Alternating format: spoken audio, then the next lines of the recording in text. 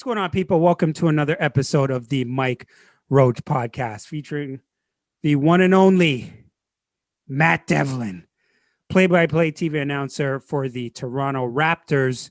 And this podcast is brought to you by OXP Media and the Battle Canada series. My main man, Matt Devlin. How's it going, brother? Long time we haven't. Mike, I'm smiling because it is great to see you.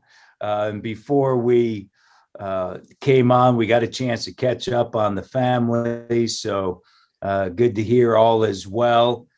Just great to see you, hear your voice, and be with you here. And we were just mentioning, it'll be good to get back to Scotiabank Arena at some point and have the crowd there. And, hopefully it's sooner rather than later, right? Absolutely, man. I miss you guys a lot. I can't wait to get back down there. Love every time I'm down there working with you guys, learning from you guys, studying you guys showing me the ropes over these years. It's been absolutely fantastic. Before we get into it, how has the experience been calling games from thousands of miles away? Well, it has its challenges, but the other day, I was thinking about it, like it's been since March 9th that I've called the game live in person. Wow. And so you get used to it, right? There are nuances that you miss. And I think this. When we're there, we're right there and we're courtside. And so you have there's a feel to the game. And some of that you miss. Yeah. You miss the interaction with the players that are coming to by and the coaches and Drake and, just everyone. But there are nuances that, something happens on the court and you may just not have the angle, right? But we're getting used to it. We're managing in the long list of, issues, that's not one of them, right? We're calling the game and we're doing the best that we can with, the pictures that pop up in front of us. And we have a phenomenal crew, as you well know, with Kris Phillips and Dave Leader and, everyone that works behind the scenes, that make it seamless. Yeah, absolutely. Considering the circumstances, I mean, you guys are doing an absolute fantastic job. Now, Matt, let's just jump right into this thing. I see you're dressed up already. You're about to head down to Scotiabank. So let's get right in. That's what I'm talking about. So let's get right into this before you get down to work. Now, we saw the trade happen with Norman Powell to Portland. We get back Gary Trent Jr. and Rodney Hood. Tell us a little bit about those two guys and what you expect from them coming into this lineup. First,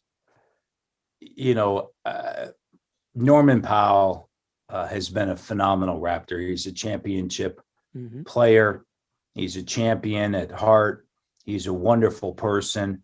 And you're going to miss seeing him wearing number 24 for the Toronto Raptors.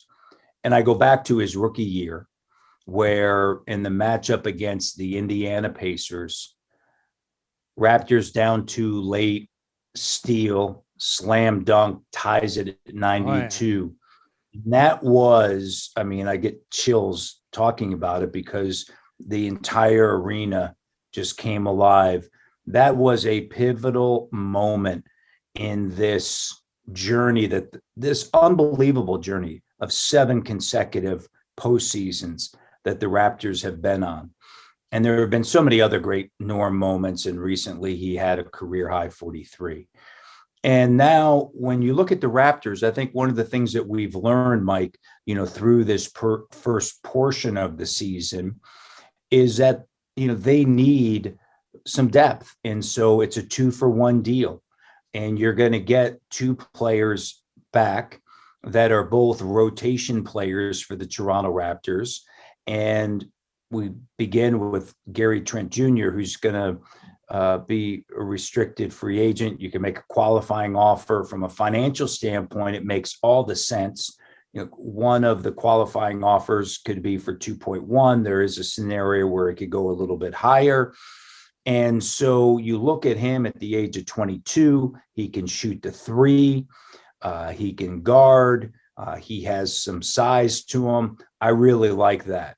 And then the other piece is Rodney Hood, who unfortunately, going back, even to his time in college at Duke, that he's had injuries, and they've been Achilles and foot injuries and all sorts of other different things. But he has great length. It's a non-guaranteed deal for next year. We know the magic that Alex McKechnie has worked in the past. And so, when you look at that, I think that this is really valuable because he's got some size. And that's an excellent point you brought up there with McKechnie. Yeah. Yeah. And when, Mike, you think about the Raptors on the wing, I know we always talk about the 5 position, but this is a team that's number 1 in the NBA in getting their shots blocked. And some of that has to do with size in different areas, but I think some of that also is, the size at the wing position at times, right? Because if you look at 1, 2, 3, 4, 5, if you have OG at the 3 instead of the 4 and Pascal at the 4 instead of the 5, right? Those sort of things can change, or you can flip-flop both of them. But then who is that next, right? And so, now you have players that can play the 2-3, right? And so with some length, and I think that certainly is important. We'll see what happens on the buyout market. Can they get involved with anybody? Hopefully they can, and that may change the 5 spot, for the Raptors. But we'll see. Now, Kyle Lowry, many people thought that it was going to be his last game as a Toronto Raptor. A deal doesn't get done. So Kyle Lowry now will play the remainder of this season in Toronto. What are your thoughts about that? And why do you think a deal did not end up happening for the Raptors? Well, it certainly felt like the other night, Mike, that was going to be Kyle's final game, right, as a Toronto Raptor. But, there's a lot that goes on trade deadline day. And, I thought when Philadelphia made the move to get George Hill, that, maybe the Philadelphia thing wouldn't necessarily go. There were certainly some conversations about the Lakers and the Clippers. They didn't necessarily have the picks. And then when you thought about the Miami Heat, there were some scenarios there where obviously both sides kind of were standing pat. And I think that that's okay, right? Because now you have a couple of things that could happen. One, he can re-sign in the summertime and he can finish his career with the Toronto Raptors, or more than likely he'll be involved in a sign and trade, right? Because, that way the Raptors will get something back for him. And he's been an integral part of the Raptors. So you would think that would be something that he'd be willing to do. But then I think it also sends this message that, number one, this is an organization that has been to the playoffs 7 consecutive years, 7 straight years. Only Houston is the only other franchise out there, and we know that's ending this year, right? That has had that sort of run, because we know San Antonio recently, their incredible run of 2 decades ended. So the march begins for the 8th straight tonight. Right now, It's not about even getting to the play-in games. It's, can the Raptors get into that top 6, right? And maybe can you avoid somehow, some way, Brooklyn in the first round? And you go, oh, well, geez, how is that possible? Well, I'm looking at the standings right now. Philadelphia, Milwaukee, and Brooklyn, we all agree, have separated themselves in the Eastern Conference. Mm-hmm. And then from 4th all the way down to 12, where Cleveland currently resides, and they're 10 games under 500. Only 5.5 games separate. Oh, my goodness. Charlotte, New York, Atlanta, Miami, Boston, Indiana, Chicago, Toronto, and Cleveland. Did Charlotte get better? No. Unfortunately, they lost their best player, right? Knicks, they're having a great year. They've won 2 in a row. They're a game over 500. Atlanta was on a roll, 8 in a row, dropped 2 straight. Miami, they've dropped 5 in a row, dropped a tough one last night. Boston, they bring in Evan Fournier. There's going to be Miami more than likely. I want to get back to them. LaMarcus Aldridge buyout market. That's certainly something that's going to be out there. Boston, are they going to be able to get involved in the buyout market as well?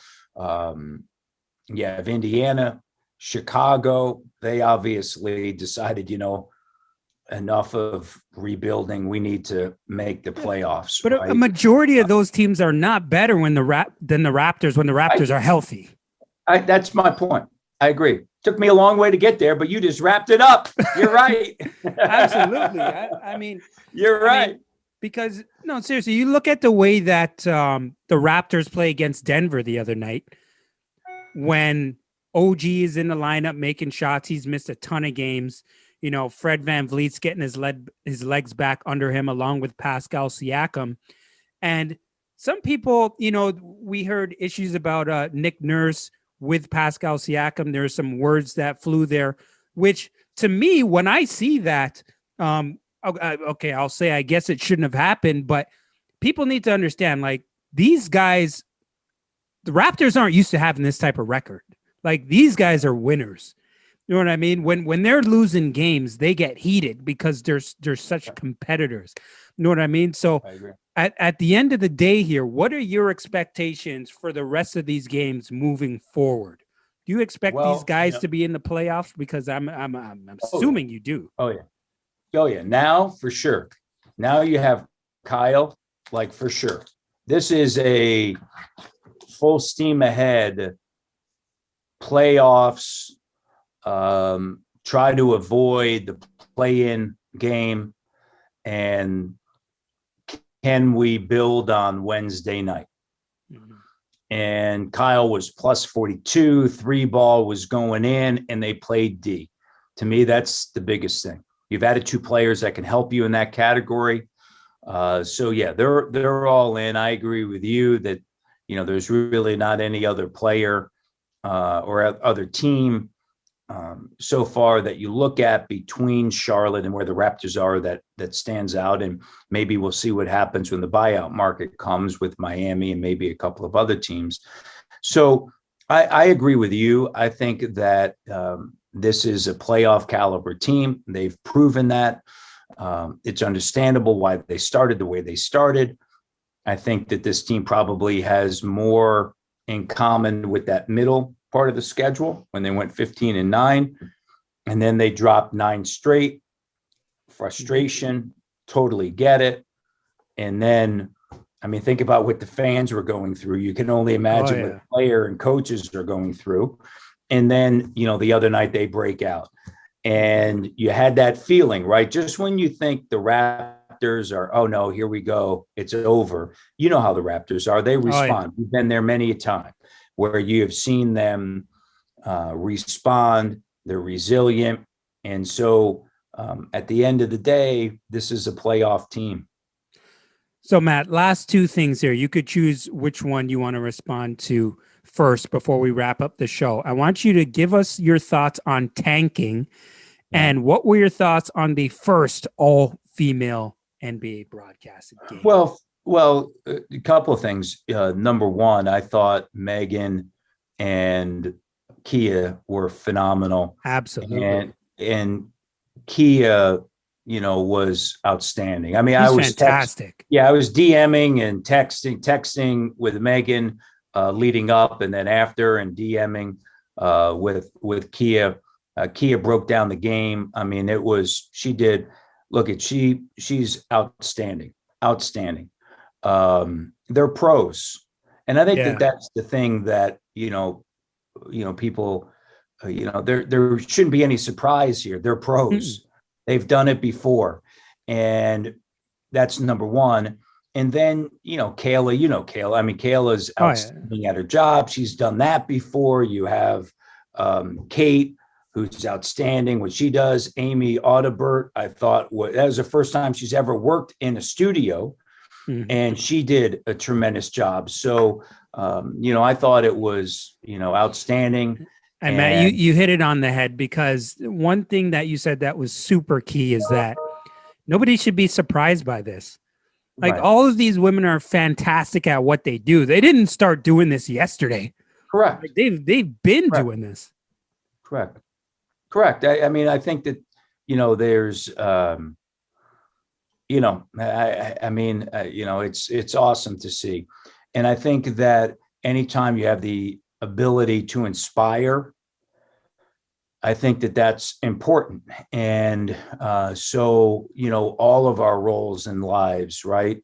In all of our lives. And that could be something that's extremely impactful, or it could be to you or me as little as, when you walk outside your house and you run into kids, shooting hoops on the street, Mm-hmm. right? So there's so many different ways to be impactful, and encouragement and opportunity, and all those things are really important, right? You have to understand that, as you know, because you've sat there, this is not flip up a switch and boom, the game happens. Okay. There's a lot of moving pieces in all of this. And at the end of the day, as you and I, talked about, they did an incredible job, phenomenal job, tremendous job, and they're pros. And I think about the Carter effect. I think about the 2019 championship effect and what that is going to have. And then you think about what Wednesday night will have an effect on, and the impact that it will have. And then I hope one day in Canada, there'll be more than one NBA team, right? Yeah. And I also hope that there's a WNBA team, right? Mm-hmm. And the game continues to grow. And it is the fastest growing sport in our country. And there are more and more, as we know, what's it been, 4 straight years, Mike, now that the NBA outside of the US, Canada is leading players. Mm-hmm. The NCAA tournament, men's and women's, on both sides, Canadians performing at a high level. The number of WNBA players from Canada grows. That will continue to grow. When I call games, I remember Tammy Sutton Brown, who played at Rutgers, right? So at the end of the day, it's important. And so that's those are my thoughts, there on Wednesday night, and we can get to tanking if you want. Yeah, we can just wrap that up really quickly, because a lot of people were kind of disappointed that Lowry didn't get traded and that the Raptors aren't tanking. But I don't think they're understanding what tanking really is. I mean, I've been there. I've been there. And I don't want to be there again. I don't want to go back. Been there at 22-60, Mike. Oh. And we saw some of this during the 9-game losing skid, where you're talking about other things than what's happening, right? Because you have key players that aren't there, right? Without Pascal and without OG, without Fred. And as much as you want all these other players to really step up and perform at an elite level and a high level, they had that opportunity, right? And things didn't. It can be a long year. Everybody says they want to do it until they're there. So true. Ask the Lakers how things were going, right? And that's a storied franchise. Mm-hmm. Ask the Celtics. Ask after they won in 2008. Now they've been to 3 of the last 4 Eastern Conference Finals, and now the pressure's on for them to get to the NBA Finals. Miami's done about as well as you can do over the time since 1995, since Pat Riley's been there, of avoiding major tanks. Yeah, I mean, they've had some bad years along the way, but they tend to flip it. Indiana for years, always, I thought, did a great job of managing every year and being in the playoffs.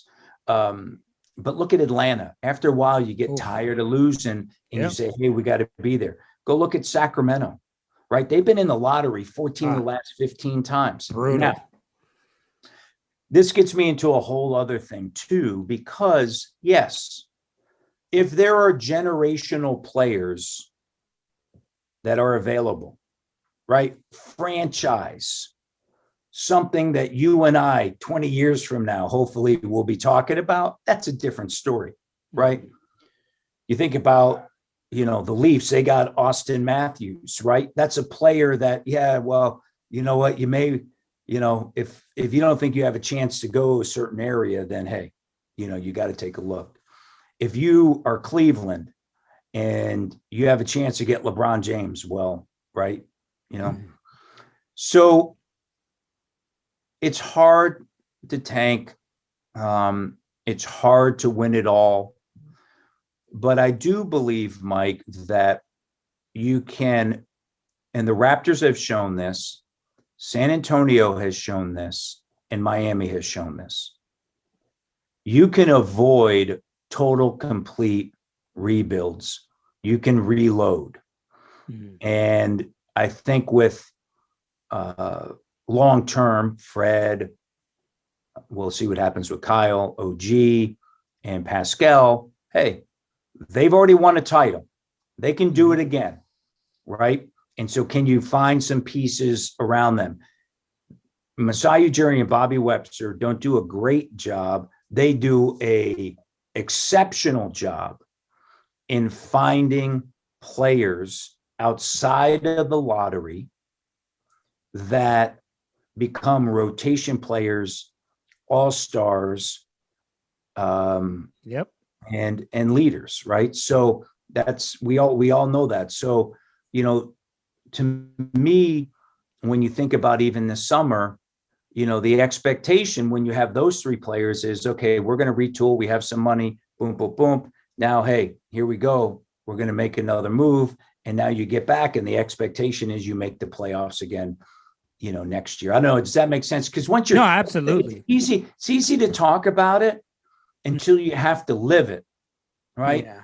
Take the 9-game losing skid, and we know they should have won in Atlanta, and there's a couple, but take that and extend that, right? Remember, we're not that too far removed from 22-60, right? Mm-hmm. And so think about how tough it was, living through those 9, right? So I just am a firm believer in the reload. And there's so many examples of that. I know, I'd love to sit here and talk about all the different examples of it. And I think too, you look to, sometimes does a player you draft, are they ready when the organization is ready? And I use Julius Randle as an example. I mean, I liked his game. I liked his game at Kentucky. I liked his game in LA. I really liked his game in New Orleans, but it just takes time. And you're a young player in LA.